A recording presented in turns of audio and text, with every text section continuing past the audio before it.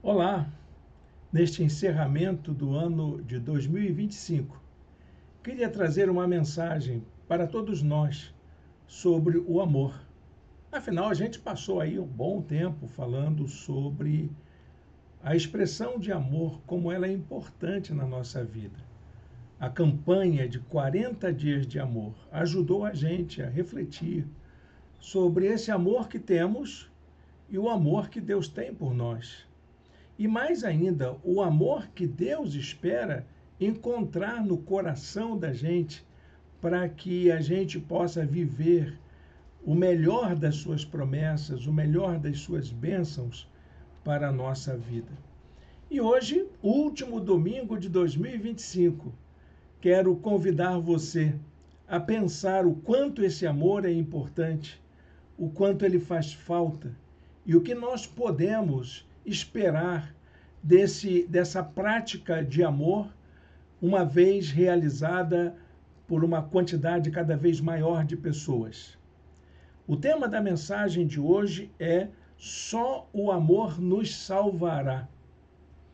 Exatamente pelo fato de que a gente entende que a humanidade está perdida. A vida no planeta corre risco. Há uma série de situações que fogem da normalidade e que colocam em pânico a vida de sociedades inteiras, de famílias inteiras, de pessoas, de grupos humanos em todas as partes do planeta e ainda mais ameaça totalmente as expressões de vida hoje existentes no planeta Terra. Só o amor pode salvar a humanidade da sua tragédia. Só o amor pode nos tirar dessa situação de crise e de conflito. E eu convido você a pensar sobre isso comigo. Eu vou colocar aqui para nossa meditação a passagem bíblica que eu preparei para que a gente possa refletir sobre ela. Então está aí a nossa apresentação, como a gente sempre faz nas nossas transmissões e nos nossos cultos presenciais. Sempre temos a apresentação, um texto escrito para a gente poder compartilhar aquilo que a gente descobre na palavra de Deus juntos e juntas. O texto da meditação, então, é esse que eu acabei de anunciar. Só o amor nos salvará. Nada pode tirar a humanidade da situação de crise que ela se encontra. Nada pode tirar o risco em que a vida no planeta se encontra, a não ser o amor. Como que o amor pode nos livrar dessa tendência de destruição, de perdição em que nos encontramos nos dias atuais? Bom, eu escolhi o texto de Apocalipse, capítulo 3, versículo 9. O texto diz assim: farei que reconheça que eu amei você. Interessante essa passagem porque está em uma carta das igrejas lá no Apocalipse. Ali, o próprio Senhor Jesus está dizendo para uma igreja que ele amou essa igreja de maneira extraordinária e que a principal coisa que ele iria fazer para aquelas pessoas era demonstrar o quanto ele as amava. Era a palavra do Espírito para as igrejas, para aquela igreja. Farei que reconheçam que eu amei você. Vai acontecer coisas horríveis com você. Você vai passar por momentos muito difíceis, mas todo mundo vai notar, vai reconhecer, vai perceber que alguém ama você de uma maneira extraordinária. E é esse amor que salva, é esse amor que redime, é esse amor que protege, é esse amor que nos ampara. Bom, gente, espero que essa palavra possa ajudar a todos nós a pensar no quanto Deus nos ama e o que esse amor é capaz de fazer por nós, por mim e por você. Talvez você seja uma pessoa que está preocupada com as situações difíceis da sua vida, com as crises que você passa, pela dificuldade financeira que você tenha, por causa do comportamento dos seus filhos, do seu cônjuge, de alguém da família, ou quem sabe por causa das notícias ruins da saúde de alguém querido para a sua vida. Mas saiba de uma coisa: Deus ama você e Ele vai fazer com que o amor dele se concretize na sua vida de uma maneira muito especial. Creia nisso, abrace essa promessa. É por amor que Deus está cuidando de você, de cada um de nós, de todos nós. Por isso, essa palavra é uma palavra assim, de otimismo, para a gente olhar para trás e ver que até aqui foi o amor de Deus que nos sustentou. E gratidão por causa disso. E daqui para frente é o amor de Deus que vai nos salvar, que vai nos proteger, que vai nos guiar. Creia nisso. Deixe Deus falar ao seu coração através do seu espírito. Bom, gente, a humanidade se perdeu. Isso é um fato. E ela se perdeu de si mesma. Não é de nenhuma orientação, ela se perdeu de si mesma. Ela fugiu do seu foco. Alguns, inclusive, afirmam, e eu já entendi dessa forma e tenho entendido assim, que a humanidade foi um projeto fracassado. Humanidade, não o ser humano em si como pessoa, porque foi criado à imagem e semelhança de Deus como perfeito, como bom, mas a humanidade, ela é um projeto que já começou fracassado. A humanidade está perdida. E essa condição de perdição tem afetado toda a criação, toda a natureza, todo o universo.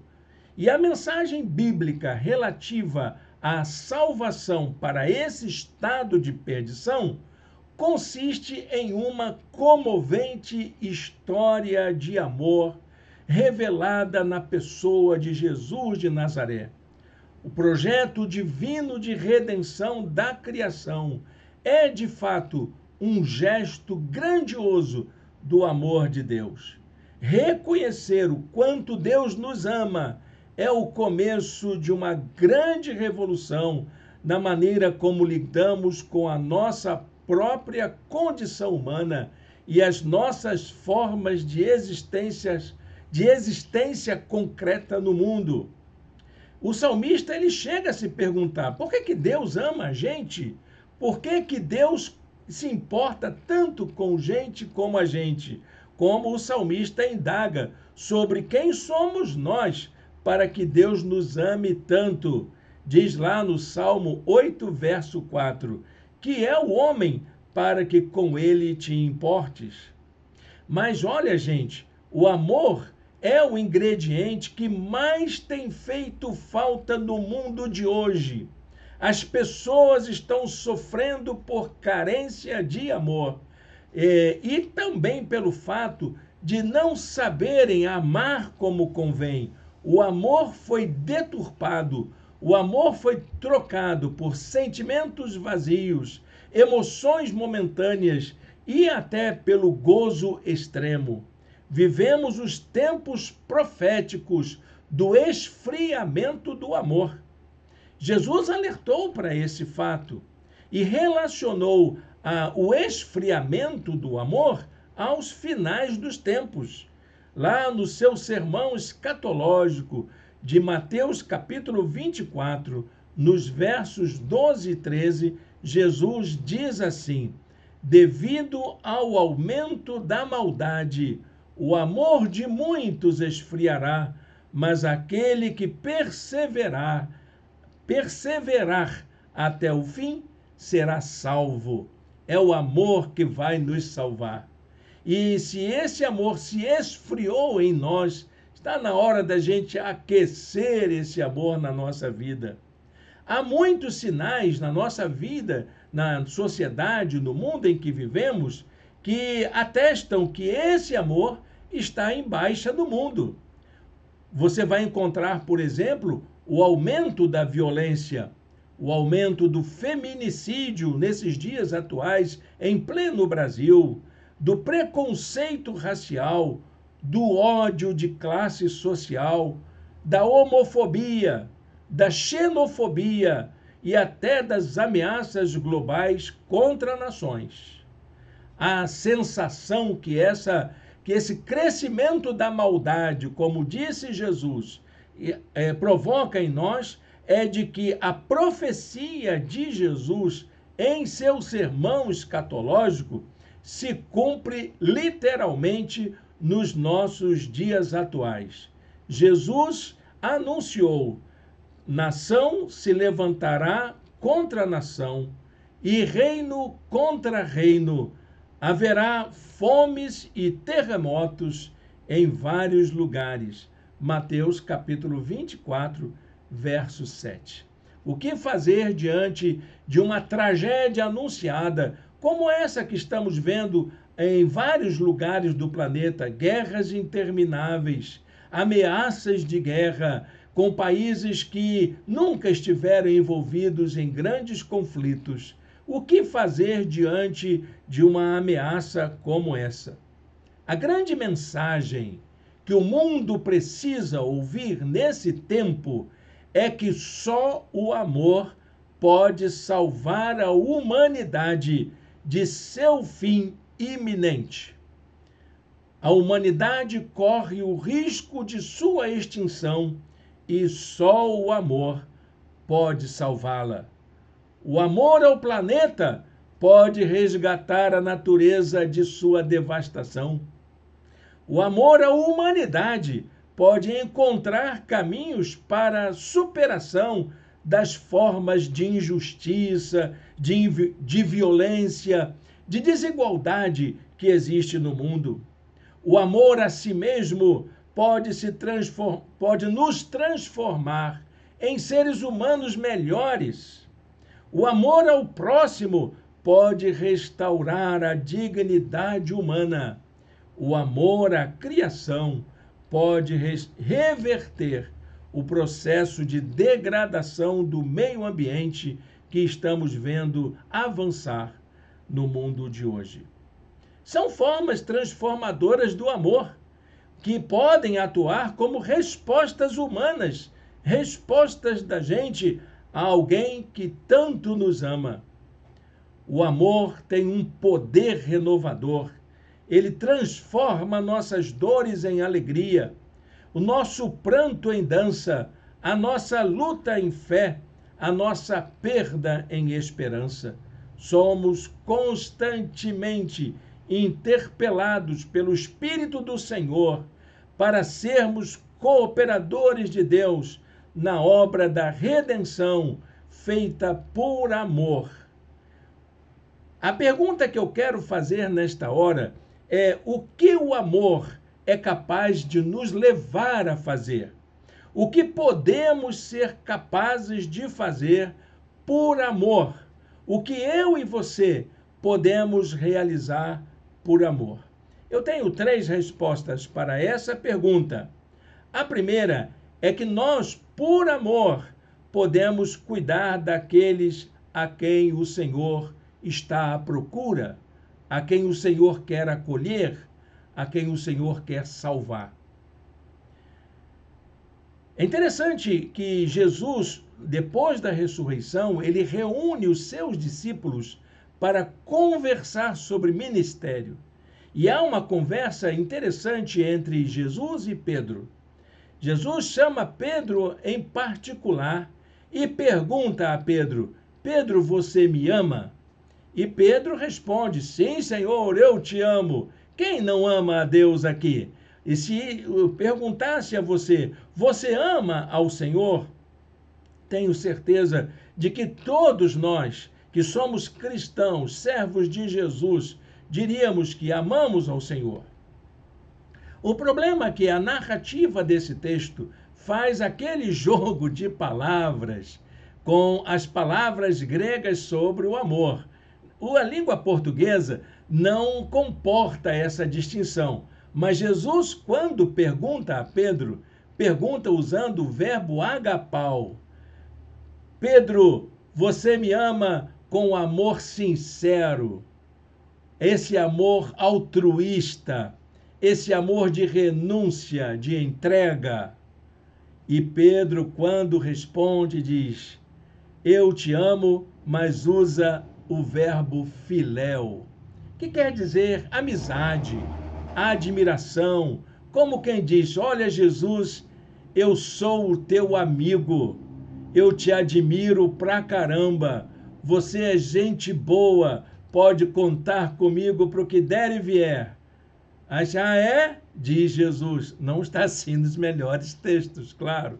Mas Jesus responde: então, meu filho, cuida das minhas ovelhas, cuida de quem eu amo, cuida de quem eu acolho, cuida de quem eu busco, cuida de quem está dentro desse aprisco que eu preparei.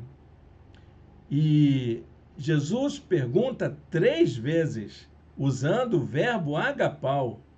E Pedro responde 3 vezes, usando o verbo filéu.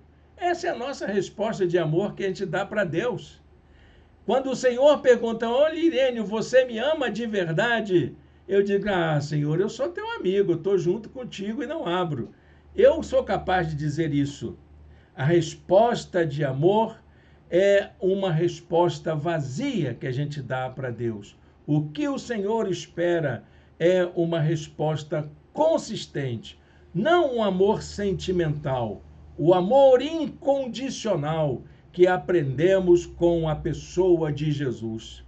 Nessa experiência narrada pelo Evangelho, Jesus demonstra que ele está interessado em nosso serviço, em nosso cuidado, mas que seja uma resposta de amor. O amor incondicional, aquele amor que é capaz de dar a si mesmo para que o propósito de Deus se cumpra na vida de alguém. Esse episódio está narrado no Evangelho de João, capítulo 21, versos de 15 a 17. Depois dá uma olhada na língua portuguesa, na sua Bíblia, como que essa história é contada. Ela é comovente, mas o Senhor está dizendo para Pedro: cuide das minhas ovelhas se você me ama de maneira incondicional. A segunda resposta a essa pergunta do que somos capazes de fazer por amor tem a ver com a consagração da nossa vida a quem nós mais amamos. Quem são as pessoas que você ama? O que você seria capaz de fazer por elas? O mais interessante dessa pergunta é que ela nos remete à experiência de Jesus. Jesus é a maior demonstração de entrega de sua vida por amor. Ele assumiu nossa humanidade por inteiro e se entregou por completo ao resgate da nossa vida, à nossa salvação, tão somente por amor. Por isso que a história da sua morte na cruz chama-se paixão. Se você observar os orientadores de carreira dos dias atuais, eles afirmam que o ingrediente que mais nos estimula a trabalharmos e fazermos o melhor, darmos o melhor do nosso desempenho, chama-se paixão. Nós precisamos desenvolver nossas atividades, nossa carreira profissional, nossos empreendimentos com ardor, com paixão. E essa paixão é que nos leva a fazermos algo por aquilo que nós tanto prezamos. Eu volto a perguntar a você: o que você é capaz de fazer por alguém que você ama?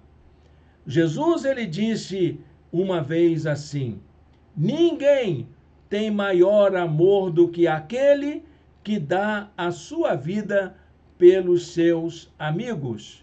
João, capítulo 15, verso 13.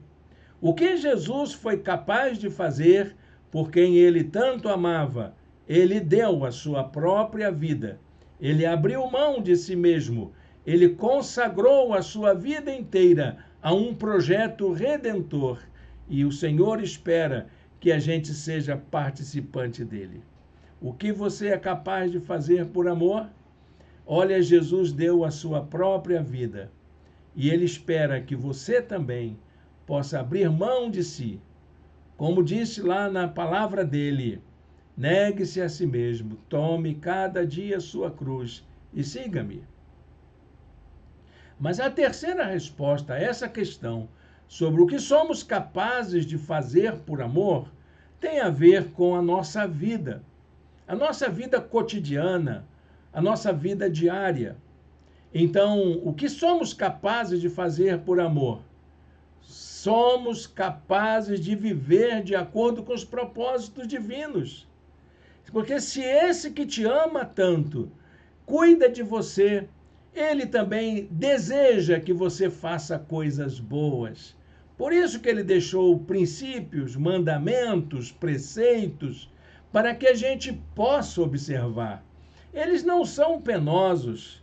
O amor em nossa vida, ele se realiza de maneira prática através da ação e principalmente da observância dos ensinamentos que Jesus deixou para todos nós.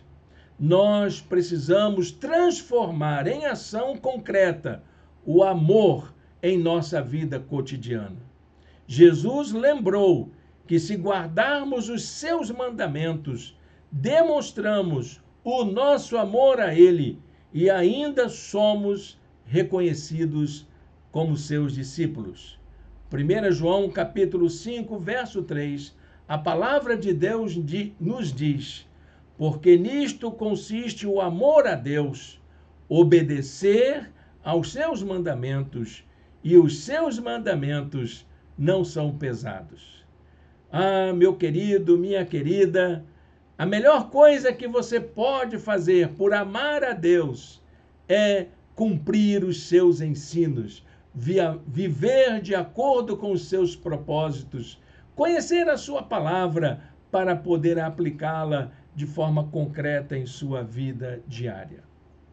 Para a gente encerrar essa palavra, eu queria deixar aqui uma exortação sobre algo que deve fazer a gente pensar. Olha, gente, o amor é uma revolução.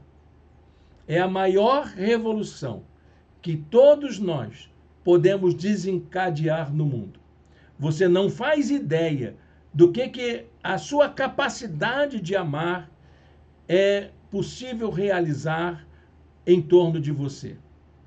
Você não é capaz de imaginar do que esse amor de Deus concretizado na sua vida é capaz de transformar a realidade à sua volta. E eu repito aqui, o amor é a maior revolução que nós podemos desencadear na nossa família, no nosso ambiente de trabalho, no nosso condomínio, na nossa comunidade, na nossa sociedade, no nosso país, no mundo em que vivemos. Não é o discurso de ódio, não é o discurso do preconceito, é o discurso do amor. Os cristãos do Brasil inteiro devem ser conclamados a fazer a grande revolução do amor no ano de 2026.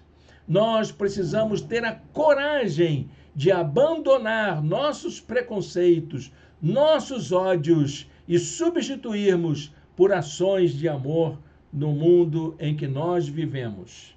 A Escritura nos convoca a sermos revolucionários do amor no nosso tempo, a fazermos a diferença pela maneira como demonstramos o amor de Deus na nossa vida.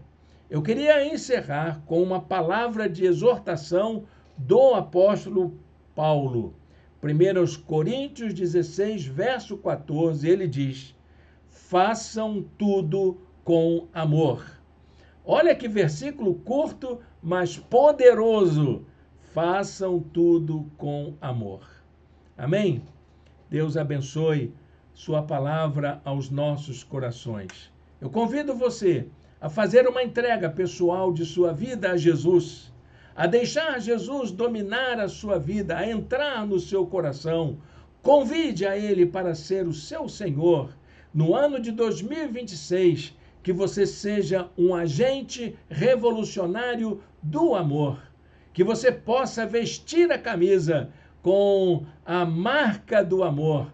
Que você possa colocar o boné do militante do amor e que você possa ser uma grande referência do que é amar na sua casa, no seu bairro, na sua rua, no seu local de trabalho, em todos os lugares onde você atua. Feche seus olhos, faça essa oração. Peça a Deus força para que você seja uma referência desse amor, um agente revolucionário do amor de Deus no mundo. Santo Deus e eterno Pai, obrigado por essa palavra, Senhor.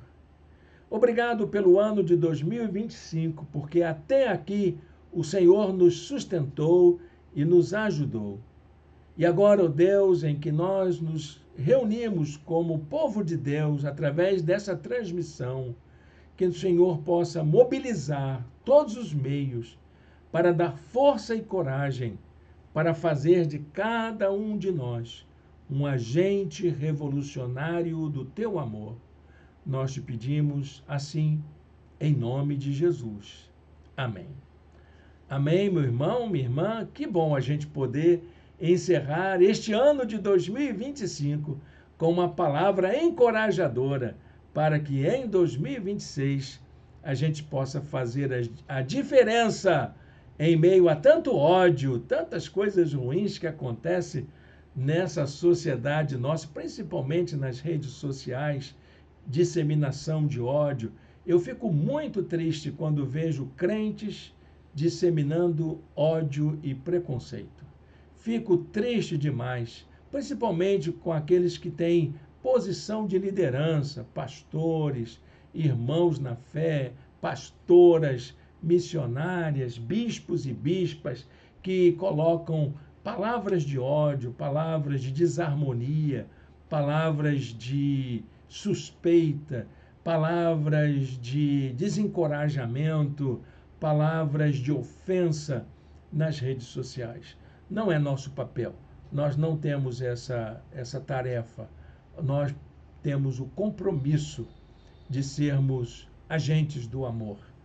Nossa mensagem é da paz, é da justiça, é do amor, é da graça, é da compaixão, é da misericórdia. Se você não é capaz de fazer isso porque você está tomado de um ódio, dobre o seu joelho, peça ao Senhor para mudar o seu coração para um coração que ama incondicionalmente. Amém? Acho que isso é bonito demais, não é? Bom, gente, estamos encerrando o ano de 2025. Quero desejar a você um feliz ano novo.